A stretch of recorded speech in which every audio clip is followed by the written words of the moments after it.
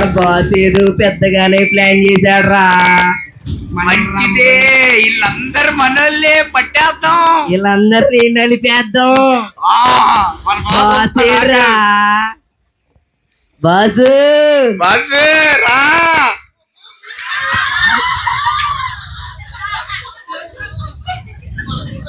Boss ఇవాళ మనందరం ఒక మీటింగ్ వేసుకుందాం. కూర్చోండి. చెప్పు బాసు. అరే అసిస్టెంట్, బాసు అందరూ మారు మనసు పొందుతున్నారు.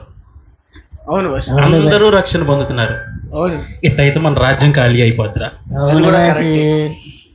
కనుక మారు మనసు పొందకుండా ఉండడానికి ఓ మంచి ప్లాన్ చెప్తే వాడికి నా అసిస్టెంట్ పోస్ట్ ఇస్తా. నేను చెప్తా. నేను చెప్తా రాగా. ఇవాగ నేను చెప్తా ఫస్ట్.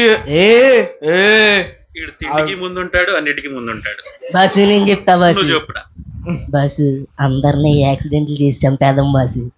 అరే యాక్సిడెంట్లు చేసి చంపాలంటే వాళ్ళందరూ ప్రతి ఒక్కడు కూడా బయలుదేరేటప్పుడు యేసు ప్రభువా మమ్మల్ని కాపాడు అంటారు. వాళ్ళు ఏమన్నా చేద్దామని దగ్గరికి వెళ్తే మాడు పగిలిపోతుందిరా. ఆ దేవదూతలు తెగ్గొట్టుడు కొడుతున్నాయిరా. ఒకసారి కొడితేనే ఇలా మాడిపోయాం, ఈసారి కొడితే బూడిదైపోతాం. అవును బాసు, ఈడి మొహం బాగా మాడిపోయింది బాసు. ఈడు కొద్ది దగ్గరికి వెళ్ళాడులేరా.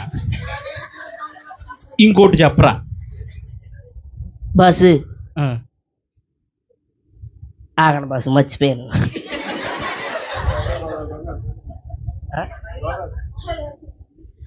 అందరికీ రోగాలు కలిగి చేసేద్దాం బాసు. ఒరే బాబు, ఆ పాస్టర్ ఉన్నాడు చూసావా, ఆయన అందరి కోసం ప్రార్థన చేస్తూ ఉంటాడు రా.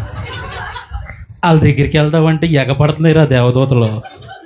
కనుక ఇది కూడా వర్కౌట్ అవ్వదు. బాసు నాకు కత్తి లాంటి ఐడియా వచ్చింది. చెప్పయ్యా. మారు మనసు అనేది ఇవాళ కాకుండా రేపు తీసుకుందాం అనే బోర్డు వాళ్ళ మెడలో వేసేద్దాం. Super boss. బస్సు నాకు లేదా బస్సు? ఏంట్రా నీకు ఉండేది? చెప్పరా అంటే కూలబడ్డావు అంటే నా అలాగే ఇవ్వాలి. నువ్వు ఉండరా? సరే గాని చూసుకుందాం. ఆ చిన్నోటి పళ్ళు అందరూ ఏంట్రా కిలకిల నవ్వుతున్నారు. వాళ్ళకి 7th యానివర్సరీ అంటే వాళ్ళ 7th యానివర్సరీ. అందరు మంచి బట్టలు వేసుకొచ్చారు. 7 సంవత్సరాలు కాపాడేసాడు దేవుడు. ఈ సంవత్సరం మనం నాశనం చేద్దాం. చూద్దాం. అక్కడ పాస్టర్ గారు కూడా దగ్గరికి వెళ్దాం. సిల్వర్ షర్ట్ వేసుకున్నప్పుడు ఉన్నారు బాసు.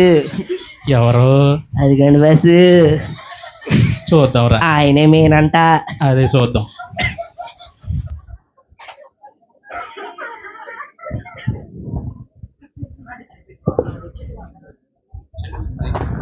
Check check.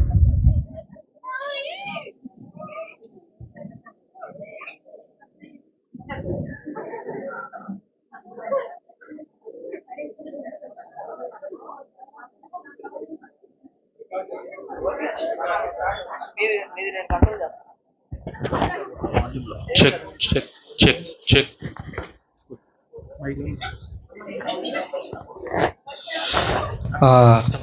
మరి దేవుని పరిశుద్ధ మహాఘనమైన నామనికి వందనములు, స్తుతులు, స్తోత్రములు చెల్లిస్తున్నాం. మరి మన సంఘం 7th యానివర్సరీకి మరి వచ్చిన సంఘస్థులందరికీ ప్రత్యేకమైన వందనాలు తెలియపరుస్తున్నాను. అయ్యా నాకు చెప్పరా వందనాలు. ఏదో డిస్టర్బెన్స్గా ఉంది. మనం అందరం ఏంటి చాలా చక్కగా సంతోషంగా ఉన్నాం. 7th యానివర్సరీ దేవుడు ఎంతగానో మనల్ని కాచి కాపాడాడు. చక్కటి మందిరాన్ని ఇచ్చాడు. ఈ మీటింగ్ ఏంటి బాబు? మందిరాన్ని ఇచ్చారు దేవుడు.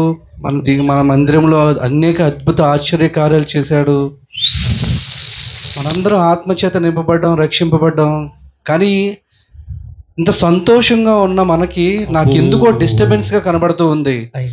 నాకేదో డిస్టర్బెన్స్ గా వినబడుతూ ఉంది. ఆ డిస్టర్బెన్స్ ఎవరు చేస్తున్నారు? ఒకసారి ఆ వ్యక్తిని పిలవాలి. ఎవరా వ్యక్తి? ఒకసారి నేను ఆ వ్యక్తిని చూడాలనుకుంటున్నా. ఎవరా వ్యక్తి? ఒకసారి రండి. ఎవరా వ్యక్తి?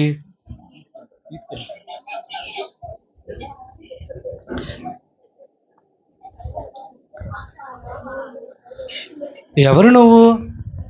సంఘంలోనికి ఎందుకు వచ్చావు? అసలు నీ పని ఏంటి ఇక్కడ? ఎవరు నువ్వు? ఇదిగో ఇక్కడ ఉన్న వాళ్ళందరూ కూడా నా బిడ్డలే. వీళ్ళందరూ నా జనులు తెలుసా? నీ బిడ్డలా? అవును. అసలు ఎవరు నువ్వు? నీ ముసుగు తీయి ఒకసారి, తీ.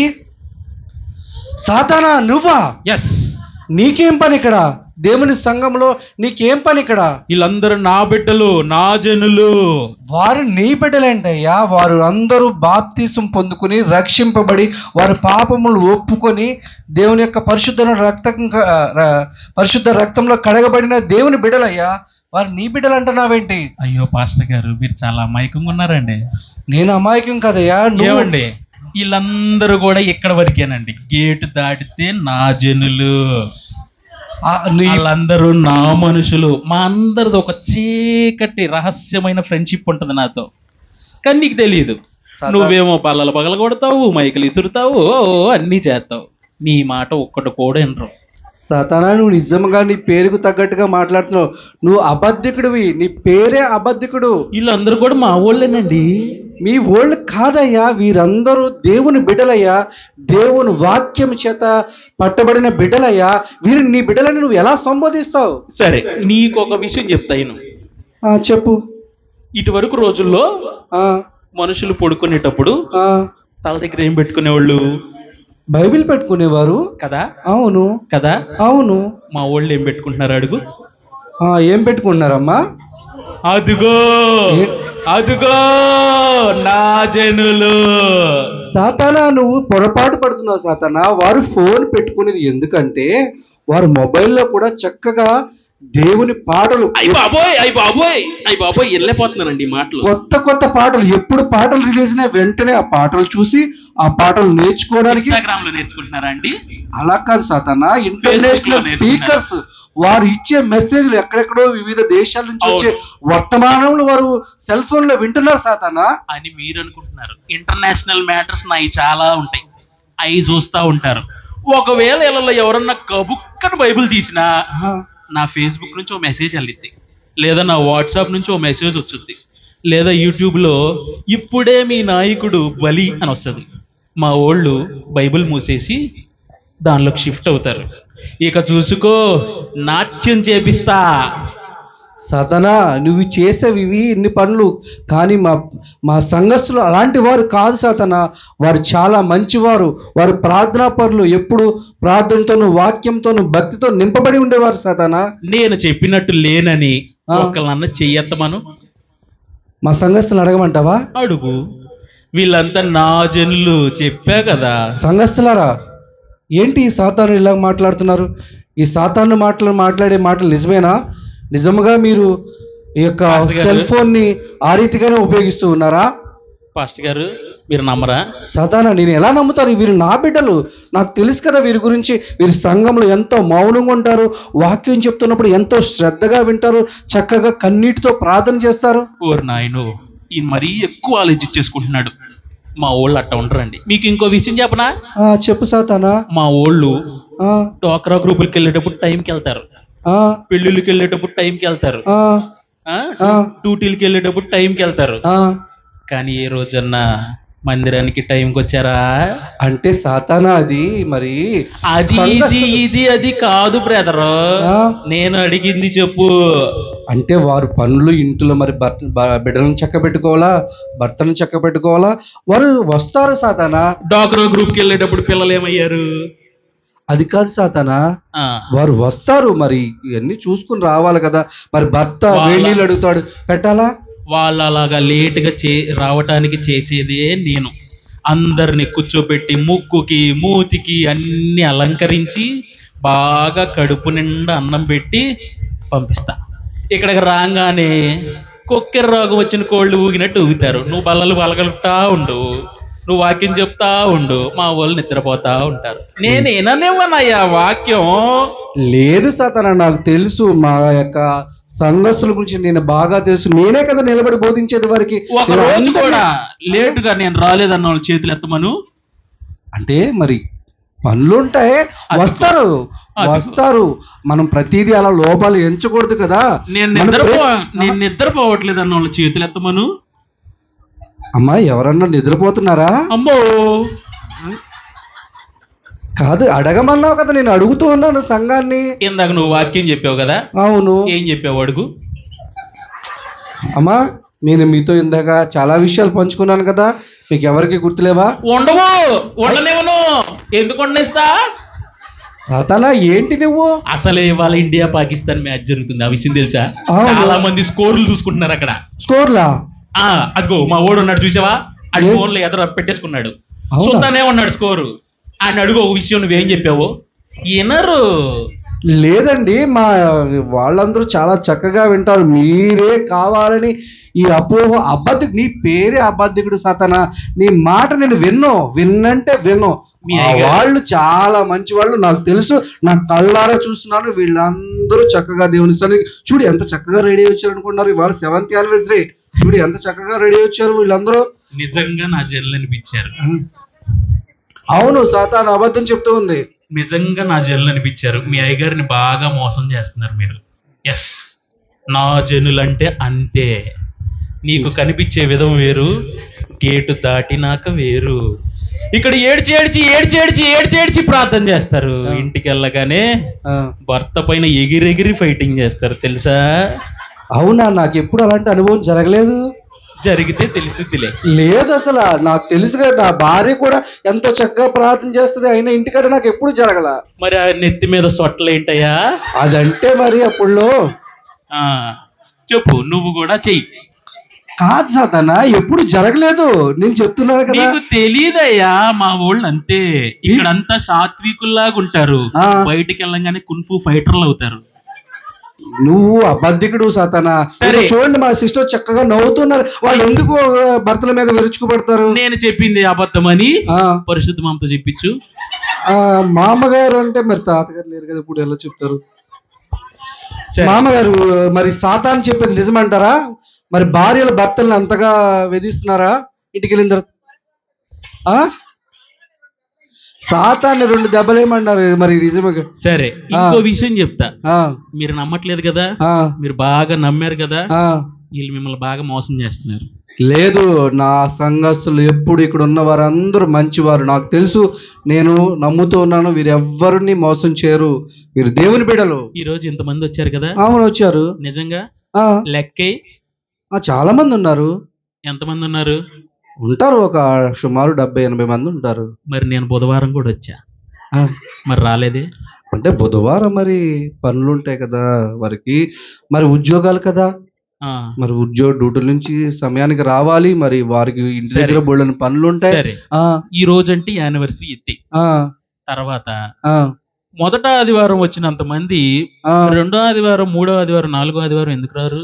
మొదట ఆదివారం మరి బల్లారాధన, బల్ల కార్యక్రమంలో పాల్గొన, అదే అదొక బెళ్ళేసుకుంటే దేవుడు కాపాడతాడని మా ఊళ్ళో. సాధారణ నువ్వు ఏం మాట్లాడుతున్నావు? అది బిళ్ళ కాదు, దేవుని యొక్క శరీరము, అక్కడ సకల మానవాళికి కోసం చిందింపబడిన నిబంధన రక్తము. నువ్వు దానిని ఏ రీతిగా మాట్లాడుతున్నావు సాతానా? అది నీ ఆలోచన. మా వాళ్ళకి అది వేసుకుంటే ఏదో పుణ్యం వస్తుంది, నేను అలా మాయ చేశా. కాదు సాతానా, నువ్వు చాలా తప్పు చేస్తున్నావు. నువ్వు నమ్మలేదు కదా, అడుగు. అమ్మా, మీరు దాన్ని మందుగా అనుకుంటున్నారా?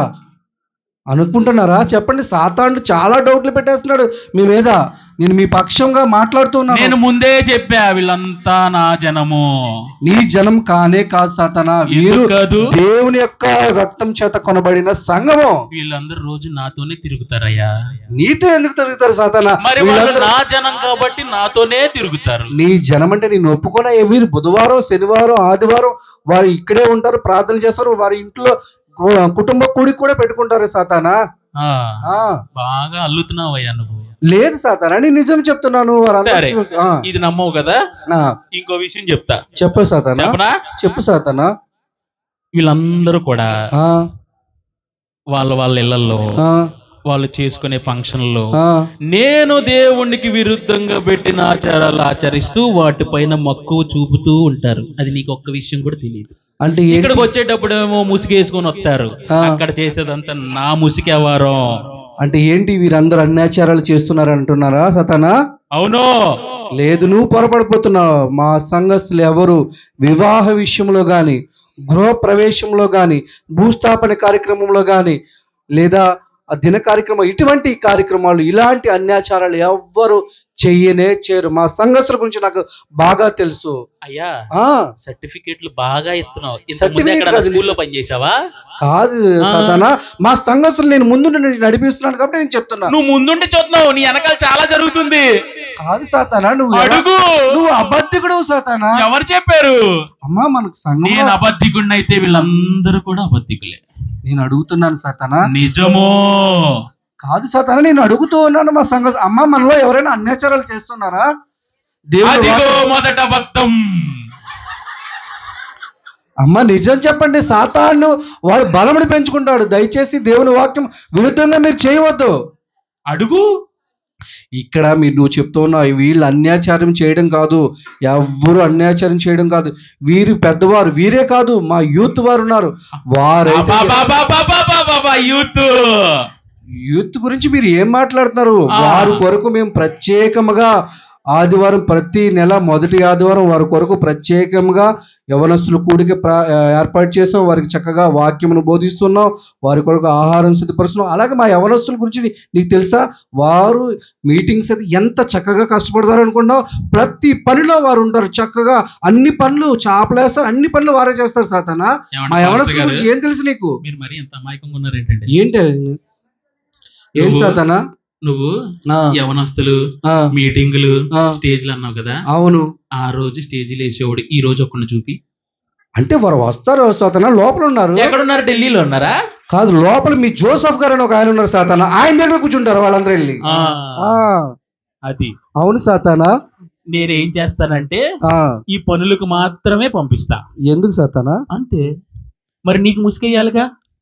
లేదు సాతానా, వారు మంచి భవిష్యత్తు యవ్వన కాలంలో దేవుని కొరకు వాడబడే బిడ్డలు. వాక్యం చెప్పేటప్పుడు అసలు యవనస్తులు ఉన్నారా లేదా అని ఎప్పుడన్నా చూసావా?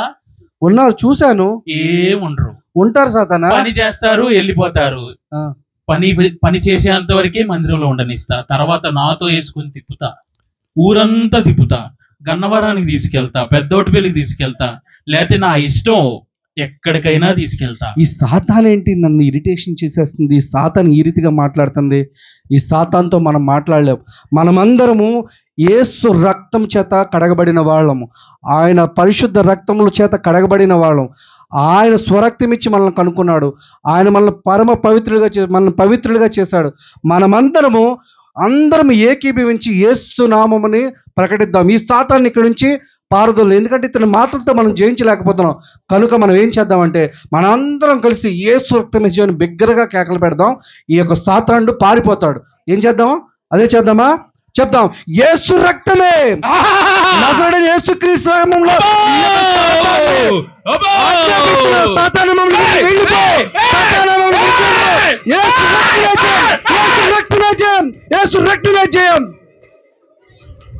ఈ సాతాను వెళ్ళిపోయాడు. మనం జయించలేకపోయే మాటలతో, కానీ నజరేయుడైన యేసుక్రీస్తు వారి నామం ఉచ్చరింపడం ద్వారా ఈ సాతాన్ని మనం వెళ్ళగొట్టగలిగాం. నిజమే. మన సంఘంలో చూసారా, సాతాను ఎంతగా అబ్జర్వేషన్ చేస్తున్నాడో. మనకన్నా ఎక్కువ విషయాలు సాతానుడికి మనం ఎవ్వరికి తెలియదులే అనుకుంటున్నాం. మనం చాటుగా చేసిన అన్యాచారాలు, చాటుగా చేసిన అవిధేయత, చాటుగా చేసిన అక్రమము, చాటుగా చేసిన దొంగతనము, చాటుగా దేవుని దుఃఖపరిచిన ప్రతి విషయము ఎవరెవరికి తెలుసు? సాతానుకు తెలుసు, దేవునికి తెలుసు, మనకి తెలుసు. కనుక మనము సాతాను యొక్క చేతుల్లో బలహీనులము కాకుండా ఉండాలంటే దేవుని చేతిలో బలముగా వాడబడాలి. దేవుని చిత్తం నెరవేర్చేవారుగా మనం ఉండాలి. అటు కృప దేవుడు మనకు అనుగ్రహించును గాక. ఆమేన్.